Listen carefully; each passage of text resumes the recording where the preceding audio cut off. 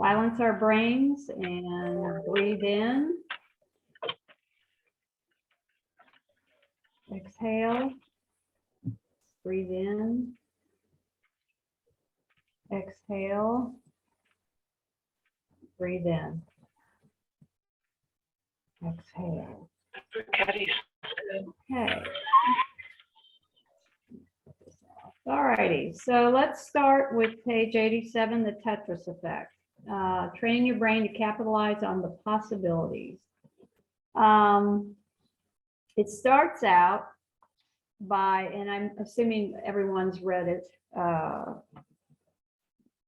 and experienced a lot of these things, but it starts out by saying high-speed chase. This guy's stealing a car, where wanting to steal a car after he's watched this video game. After repeated hours of play, he woke up the next morning and his brain was still stuck on that way of thinking. I'm sure we've all experienced something that we've done where it's been a repeated pattern, and we wake up or continue that process, like Antonio was saying, cleaning her deck and power washing the deck, where you're just in this repeated loop. Does anybody have any examples lately of something you've experienced other than the power washing? No? No, the power washing was a great one. Yeah, that was a great one. Absolutely. Have you finished power washing? Oh yeah, it was fun. It's Okay, hot, so so now it's you fun get, to be so doing now it. you get to stain it. Yeah. Okay. So basically that's what the first page talks about. And the fact is that then they get the police officer, he's sitting in the front seat, and the guy wakes himself up, because it can be a problem if he doesn't come to and realize, you know, that he can't steal the car. That's basically what that was talking about. So then turning the page, it says getting in shapes. It again talks about the patterns and the shapes. They did some studies, but it does have side effects. And does anybody remember what the side effects are of doing this game or doing a repeated pattern like this for days? Well, remember he said that the people for days would be looking at it. They would just be seeing things and thinking, I could fit this shape in this way. I could do this and I can do that. And they with this shape, and they were not seeing what was in front of them, but the game process was being imposed in their brain again, kind of out of nowhere. Right. So it was kind of an addictive type pattern that they were seeing, and they couldn't get out of it, correct? Yeah. Yeah. Well, they could eventually, but Eventually. yeah. Eventually. Yeah. Okay. So if you go further down the page on 89, it said they became stuck in something called the cognitive after image, which is what that is. It's cognitive after image. The blue and green dots that they kept seeing in the cloud in their vision. This happens because the flash is momentarily burned an image into their visual field. That after image is everywhere. I mean, like, that's how I felt after I had, when I came in from having power wash my deck. That's what I kept seeing in my brain. I looked down on my floor and I kept seeing the deck. Yeah. You know, it was just, and I had just been reading this, so it was funny that I knew exactly what was going on. Right. And also another example is, remember in the old days when your dad or your mom would flash that big bulb camera and take pictures of us, and you would see these white, you know, images for quite a while, actually. So that's kind of another example of what this is talking about. Playing hour after hour of Tetris actually changes the wiring of the brain. They did subsequent studies. Consistent play was creating new neutral pathways, new connections that warped their view of the real life situations.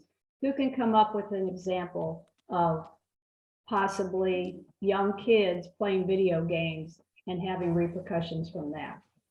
All of these shootings that were taking place. Anybody? Yeah, a lot of the shootings. Yep. And in my opinion, they need to remove all those mobile video games of shootings, because that's basically what they're doing. they've done studies of profiling those individuals that have gone out and done all those shootings, and that's basically what they're coming down with. Because what it ends up doing is they can't see the actual world around them, and that states that on page 90. They're living in this little world of play, and it's not real. And that's what's caused a lot of the lawlessness, the lack of care for life, and that's the real life situation right now. I think what's really been interesting from that I'm getting from this book, and especially from like this Tetris effect, is the neuroplasticity. Because when I was growing up, the brain was fixed. They thought the brain was fixed and it didn't change. And once you lost your brain cells, you know, as you got older, that was it. But I've been really amazed to learn how plastic the brain is and how it can rewire and rework itself. And even when there's like brain injuries from different things, including strokes, or you get hurt in an accident or whatever, and how the brain can rewire itself and use other parts of the brain in new ways. Right. Like learning how to walk again if you've had a stroke or things like that. Or speak, whatever. You know, I was wondering, I think, I know that sometimes I'll get caught into a way of thinking, right? And I'll feel like I'm in a loop and I can't freaking get out of it. It might be where I'm feeling really negative about somebody or about a situation, or it's lots of times too where I'm being critical of myself and I get in this loop. And it sounds like this is what that is. It's getting into a pattern of thinking. Negative thinking. Yeah. Negative thinking. Yeah. Yeah, we were going to get into that, but very good point.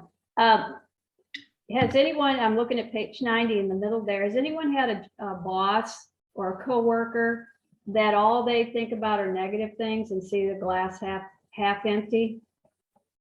Yeah. Workers, yeah. I think we've all been there. Especially when all they do is complain about how bad of a job you're doing, or finding all the negative things about every single day coming in and complaining. That's what they're talking about here with jobs and employers. And then going over to the next page, it says tax accountants. Their brain is wired to only look for mistakes and critical things to catch people and, of course, tell them, you know, they owe so much in taxes. That's because that's how they're wired, to look for mistakes. And the problem is they carry that over into their everyday lives. Can anybody give me another example other than tax accountants of possibly someone you know, or has that ever happened to you? Remember, it did say that society kind of programs all of us to be that way, right, to some point. Right. Okay. So it just kind of goes on to say that the tax audit, always scanning the world for the worst, never looking into the positive direction. Lawyers are very susceptible to it because they also are constantly looking for the negatives and trying to defend their client, you know, how to get out of the situation. Let's move on, since there's so much to cover here. Let's move on to page 93. It talks about, are you ready? Individuals not being able to park. You kept it somewhere there. This is the place. It has to be kept somewhere. Need to mute. Sorry. Okay. The problem comes when individuals cannot compartmentalize the abilities when things happen. And not only do they miss out on the happiness advantage, but their pessimistic or fault-finding mindsets makes them more susceptible to depression, stress, physical health, and even substance abuse. So those people that continue to stay in that loop, like you were talking about, Antonia, don't know how to put it in one section of their brain and move on to the more positive. Would you guys consider that to be something like, you know, I'll go in and I'll have to really analyze a house to figure out what to do with it, in terms of how to best sell it or what might need need to be done to fix it up. And I'm analyzing, well, the roof is in this kind of condition, and you Yeah. know, and then I'll do that to houses for days afterwards, just because that my Yeah. brain's kind of, I don't know if Well, anybody does things like what that. I always try to do, because I do a lot of that with because I handle all the buyers. What I try to do when I go into a house is look at the positive things too, and encourage them and tell them, oh, this is good, but let's maybe tweak this a little bit and suggest a few of the items that need to be improved upon. Because when you point out and go in and look at all the negatives that they have to do, then they get overwhelmed and, oh, well, how much is this going to cost? How much time is this going to be involved trying to bring the house up to date? So I always try to look at both sides and start with the positive and then suggest a few other things so that they don't get too overwhelmed. Is that what you're asking? No, I was just wondering if other people do that too, as a Tetris Yeah. effect in their brain. And I'm thinking more in lines, like when I just saw, it was a house that was a complete fixer that had, been rented out for 30 years and never had anything lived back into it. And it was a wreck, Yeah. that sort of thing. Yeah. And then that's kind of when you say sell as is, have one of those companies come and sell as is and buy Just it. got things you can spackle cracks and put a little paint here and there, and Yeah. You can only do so much though. Yeah. Okay. This is the essence of the negative Tetris effect, not being able to compartmentalize. It's a cognitive pattern that decreases the overall success rates. Let's go on to the spam filter, about page 94.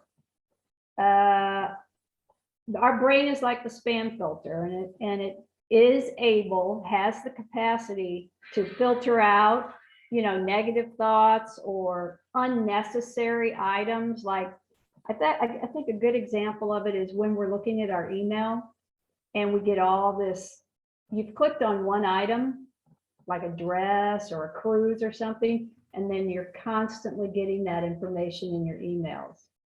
Does anybody have any other thoughts about that? Yeah, the same thing. Yeah. Says scientists estimate that we remember only one of every 100 pieces of information we receive, and the rest effectively gets filtered out or dumped from the brain. So we only remember a certain portion. I've heard that it will actually store a lot of it in the back of your brain. And some people say that that's part of what intuition can be, in that your brain is aware of it back there. It hasn't really put it together in the forefront. Right. And we have to pull it forward again from memory. Right. Something to trigger us. Like someone that's been in a car wreck and has amnesia. They have to go through this process of trying to remember and re-encountering walking through the process of maybe going back to the place where it happened and all of that. It's something to trigger it. Because it says we've been programmed to brain our filters to delete the positive. The data will cease to exist for us as surely as the chain letters and advertisements, things like that. Any more thoughts on that from anybody? Okay. I think we can do that. We can spam out positive things too. If we're just looking for like, I might be looking for a particular something in the store, and that's all I'm looking for. I can't find it, but there are other possibilities, I think, and I just don't even see them because it's filtered out. Right. Then it goes on to talk about the gorillas and the cruises on page 95.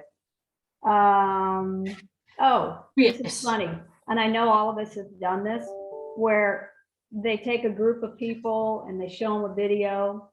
And this happened to be the basketball players with different different colored shirts. And you've got one group here and one group here. And they asked them what they saw. And in the middle of it, they've got that gorilla going across the screen. And it says that some of them didn't even notice it. Didn't even see the gorilla, whereas a few did. So what is that called?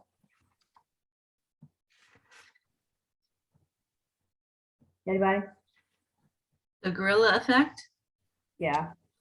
So why did so many of them fail to see it the first time when they were shown the video?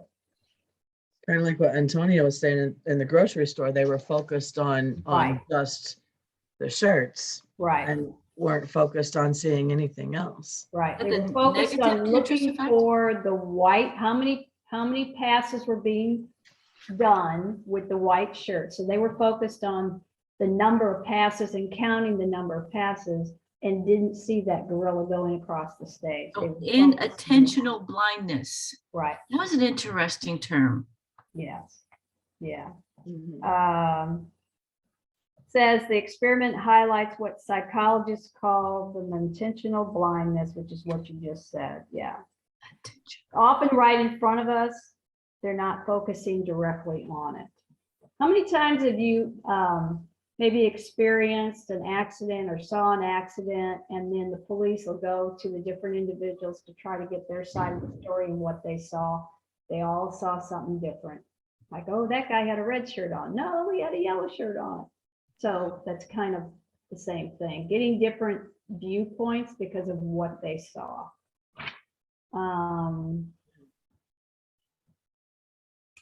Also on page 96, then it goes into the selective perception of if you're hearing a song and it suddenly seems to always be on the radio, it's a song that you like and you repeat it a lot. You're constantly hearing that song throughout the rest of the day. Yeah, I'm sorry, Catherine. That's kind of like,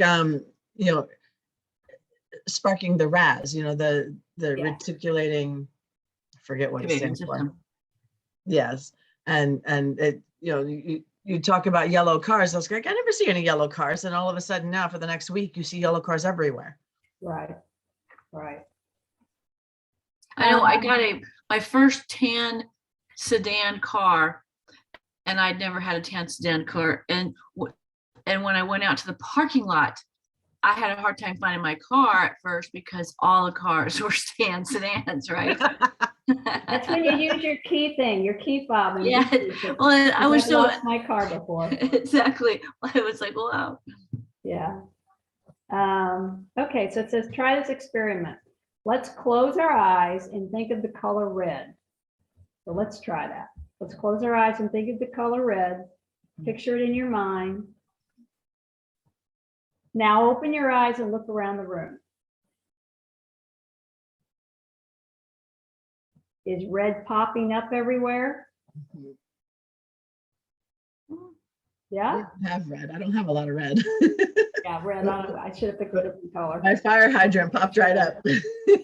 But it says repeated studies have shown that two people can view the same situation and actually see different things. That's what I was talking about when seeing an accident. That's a very good example of that. Getting different impressions. Let's see here. Going over to the next page, it talks about the negative, people stuck in that negative Tetris effect. Consequences can be debilitating. Both our happiness and work performance. That's the goal of the positive Tetris effect. Instead of creating a cognitive pattern that looks for negative and blocks success, it trains our brains to scan the world for the opportunities and ideas that allowed our success rate to grow. So the positive Tetris effect helps us, helps our brain. Mhm. And then it talks about the power of positive Tetris effect further down, happiness, gratitude, and optimism. How many of you what do you start your day with? How do you start your day? Petting and loving on my dogs. Okay. Does anybody start their day by kind of writing down a little gratitude of what they're thankful for? No, but it's a good idea. I don't write it, but I do say it. You say it, okay. I give thanks for everything from the stupidest little things to thank you for, my dogs, but Right. also thanks for the abundance that I know will be provided. Right. because I think once we do that, whether we write it down or speak it, and it doesn't have to be in the morning, it can be at night before you go to bed.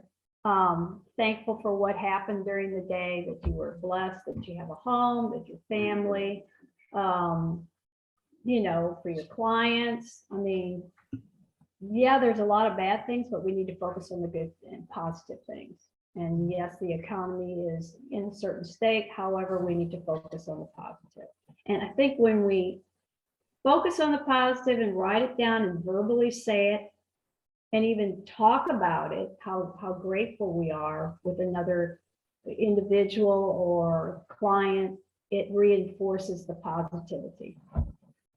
So I think maybe a little good exercise might be, if you're not doing it, start doing it.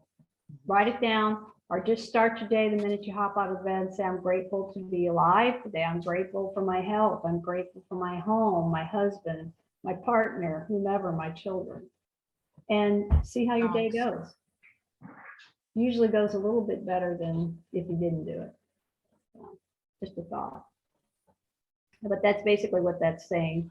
But it talks about happiness, gratitude, and optimism. Being around positive people. Have you ever been around someone that's negative all the time? No, I can't stand it.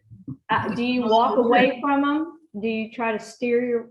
I do, because if you don't, you find yourself, you know, leaning towards that way and start complaining yourself about things. At least it's happened to me before. So whenever I'm around someone and they're constantly negative, I depart ways. So it says here that there's 3 drivers of the positive Tetris effect. So, and the one is focusing on positive. Second one is gratitude. Right. The third one is the optimism. So it Optimism. says there's 3 drivers of it. Right. Yeah. It says countless other studies have shown that consistently grateful people are more energetic, intelligent, forgiving, and less likely to be depressed, anxious, and lonely. So if we're consistent with it, then we'll be that way. If we're not, that's why I was saying, try to do it every day, even if it's at night before you go to bed. It doesn't matter what time of day it is, just be consistent with it. Yeah, because the third driver is the optimism. And then that way, it'll help you in your work performance and in your personal life as well. Wouldn't you agree? Mm-hmm. Yes. And your health, you know, it'll affect your health too. Absolutely. Page 99. Let's see, it says, think of the consequences this has on your career. The difference between people who capitalize on the chances where they see the optimism and those who watch them pass them by. It's all in a matter of being focused, what you're focusing on. The possibility, psychologists call this predictive encoding. You might want to underline that. What I was wondering is, essentially, does it mean that lucky people pay attention more? They're more No, open? he doesn't think people are lucky. He thinks they're positive and optimistic. No, but what he talked about, people who are lucky, there's people who are unlucky, you know, who tend to be unlucky, and that, and I'm just using these as non-technical, non-psychological terms, that some people just tend to not pay attention as much. The ones that are less positive, not focused on the positive, less optimistic. And so they don't really see the option and the possibilities the way people who are lucky, who catch the breaks, so to speak, Right. because they're paying attention, they're being positive. Thought that was really interesting. Yeah. Yeah, and it says it right there on page 99. Priming yourself to expect a favorable outcome actually encodes your brain to recognize the outcome when it does arise. That again, read that again. That's really an important point. It says priming yourself to expect a favorable outcome actually encodes your brain to recognize the outcome when it does in fact arise. In other words, Yeah. being positive about, say you're going on a listing appointment and you're staying positive and you're thinking, okay, well, he's got 4 realtors that he's going to interview, okay? And I'm the last one. Staying positive and knowing that I'm going to get that listing by demonstrating to the individual, you know, the facts and being realistic and being honest with them. But if you go in with that positive attitude saying, I'm going to get this listing, then the outcome you've encoded in your brain that you'll come across more positive. That's just an example. If you have another one, please share. Anybody? No, that's very good. Is that kind of part of the process behind these what's the power of positive, what am I thinking of? It's, you know, with the law of attraction Yeah, law of type of stuff. attraction. Absolutely. Positive Yep. predictive encoding. Yeah, absolutely. That's basically what that is. He's called it predictive encoding, but it's really law of attraction in my opinion. That's what I think.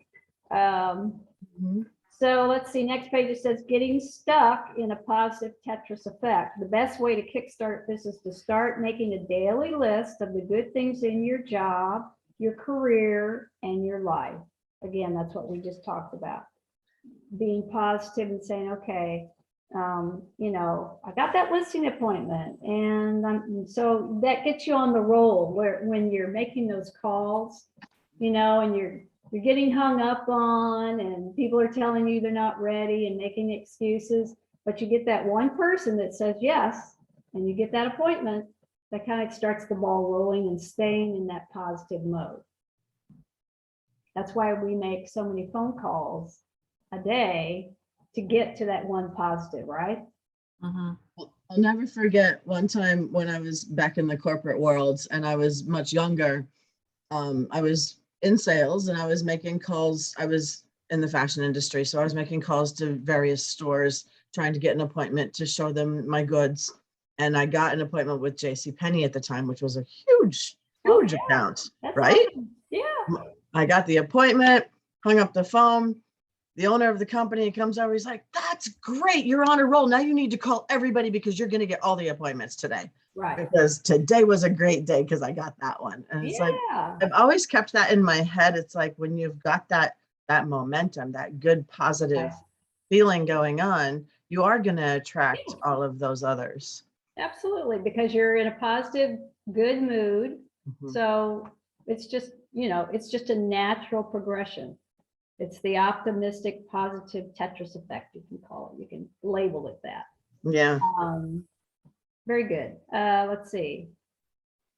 They did some more studies, and a variation, it says a variation on page 101 in the 3 good things exercise, which is to write a short journal entry, venting. Has anybody ever encouraged someone? I do. If there's something bothering you, it's best to talk to another individual about it, to get it off your chest, because when you talk about it, an issue, no matter what it might be, it takes the power away. Wouldn't you agree?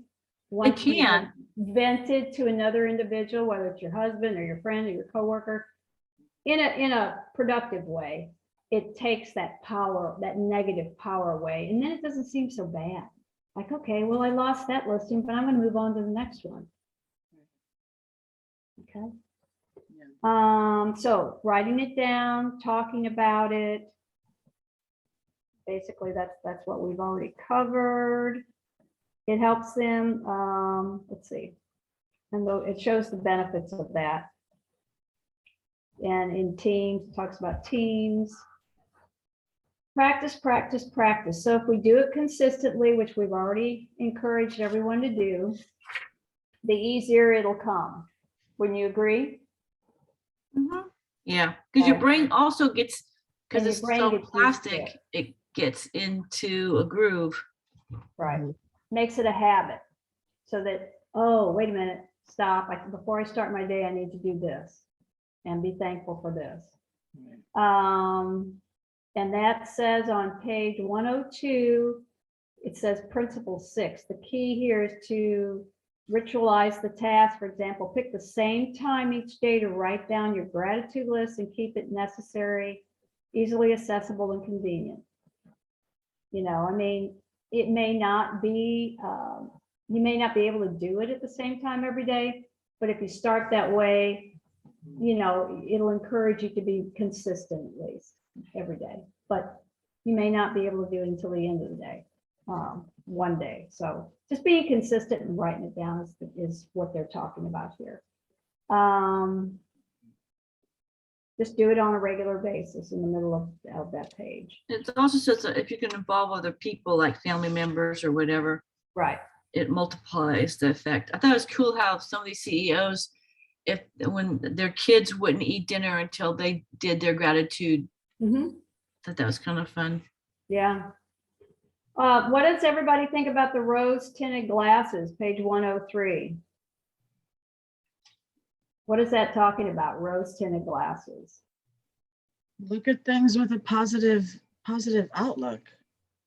You know, see everything with the good instead of looking at everything with the bad.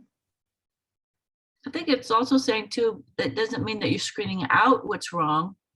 You're still seeing what's wrong and not pretending it doesn't exist, Right, but you're not letting that be your focus. right.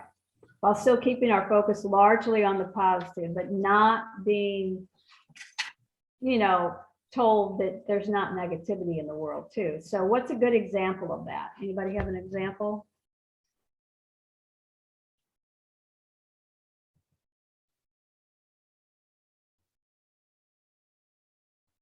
Can it be overdone? I think that's where it comes to the rose-colored glasses is when you think like one of the examples he used, because I've listened to this like 3 times as well. He talks about how people can overestimate how you know, their abilities or how smart they are, and get themselves into predicaments financially or in other ways because they're only seeing the positive side. They're not seeing the realistic side as well. Maybe their limits, or Right. this is just a temporary situation that's happening, not going to go on forever. Like buying a house that they can't afford. That was one example. In other words, you've got some young home buyers that really want I'll be right back. $500,000 home, but they can't afford it, but they think they can. So they're not being realistic. So that's why what do we always do when we take buyers out? We want to make sure they're pre-approved. So we're not wasting our time, but that's what that's talking about, or investing in something that they really shouldn't be investing in with the stock market or whatever else, and spending their money unwisely. So that's the illusions and being blind to something that needs attention. So going on to the last page of 104, it says the key then is not to completely shut out all the bad and all the time, but to have a reasonable, realistic, healthy sense of optimism. The ideal mindset isn't heedless of risk, but it does give priority to the good. So when we train our brains to adapt to the positive Tetris effect, we're not just improving our chance at happiness, we're setting off a chain of events that helps us reap all the benefits of the positive brain. And I wrote down here at the bottom of my page that looking at the glass half full and not half empty. So staying positive. So help me finalize everything. Does anybody have any other final thoughts? Allison just joined us. Mariana's on silent. So anybody have any thoughts that we may have missed? There was a lot of information in these pages. No, I think it's a great way to look at everything around us, and it's a great way to also, you know, you were talking about, do we have people in our lives that are negative? You know, sometimes there's people in our lives that are negative that you can't just walk away from. And And it is draining on you to have to lift them up so that you don't go down that hole with them. You've got to pull them up to Right. see things from the positive side. And, I have a friend of 30 years. She's my best friend, but she is the most negative person in the world. And it takes a lot of energy from me to not go down that slippery slope with her. But she constantly believes that she will be the one that always gets sick. She will be the one that has a black cloud over her.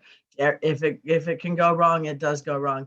And I constantly try to show her and help her see that if you look at the positive side of things, you're going to the universe will attract more positive things for you.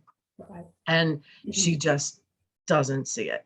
And so I'm dying for her to read this book. Yeah, give her the book. I know. I'm like, as soon as I get done with book club, I'm giving her the book and Wonderful. and Awesome. making sure that she reads it, and hopefully we'll get something from it in the same way. I mean, this is how I live my life. This is what I am. So it's perfect for me. Well, we have to be positive because otherwise we won't be successful. Exactly. But you also won't be happy. Yeah, and we just need to get out of real estate if we're not successful, right? So we have to. My mother said to me before she passed away many years ago, she said, if you're not happy, get out. Yeah. And I live my life by just that one sentence. If you're not happy, get out. Absolutely. So this book was made for me. Okay. Well, so that we've come to the end of the book study this morning. We're supposed to read to page 128 for next week. So I hope we all can be here. And I appreciate you allowing me to host this morning. I hope you got Thank you for stepping in. Yeah. No Thank you. Thanks, So Diane. you all have a blessed, wonderful day and stay positive. Thank you. You too. Thank you. Talk to you Thanks, soon. Bye-bye. everyone. Bye.